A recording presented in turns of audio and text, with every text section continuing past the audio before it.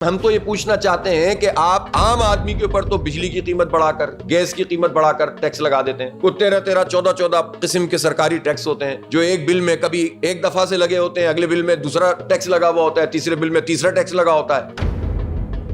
एक टैक्स के अंदर 3 टैक्स लगे हुए होते हैं। लोगों को समझ में ही नहीं आया कि वो कितना टैक्स इस तरह से अदा कर रहे हैं।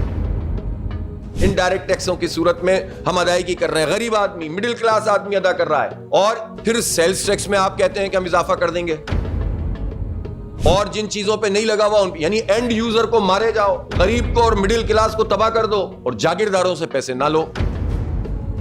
326 अरब रुपए अब खुद इन्होंने फिगर्स दिए, ये तनख्वाहदार तबके ने जमा कराए टैक्स में, जाहिर है डिडक्शन हो गई। और 86 अरब रुपए सनतों और ताजिरों से जमा हुए हैं। तो भाई अगर ये पैसे जमा नहीं हो रहे सनतों और ताजिरों से तो किसकी रिस्पॉन्सिबिलिटी है?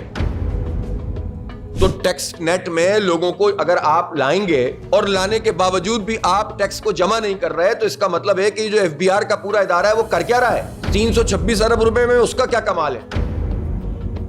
और ये जो बिजली की कीमतों में और गैस की कीमतों में टैक्स आप वसूल कर रहे हैं, इसमें तुम्हारा क्या कमाल है? और पेट्रोल पे जो लेवी आप लगा देते हैं या उस पे जो टैक्स लगाते हैं, इसमें हुकूमत का क्या कमाल है? तो ये जो इतने बड़े पैमाने पर पूरा खुद एफबीआर पे खर्चे हो रहे हैं, किस लिए हो रहे हैं? जब आप टैक्स जमा ही नहीं कर सकते और आप ना जागीरदारों से पैसे ले सकते हैं जो 4-5 अरब रुपए दे रहे हैं। मैं छोटे किसान की बात नहीं कर रहा हूं, मैं बड़े जागीरदारों की बात कर रहा हूं। वो टैक्स नेट में क्यों नहीं आ रहा है? यह है आईएमएफ का बजट, और आईएमएफ को ज्यादा परेशानी नहीं होती इस पे। 2-4 दफा कह देते हैं कि यार देखो जमीनों पे भी टैक्स लगना चाहिए, फला भी होना चाहिए, लेकिन असल में उनका ये होता है कि आप यहां से निचोड़ें और नए नए टैक्स जो है वो वजूद में आते चले जाते हैं। तो किसी सूरत में भी ये काबिल कबूल नहीं है।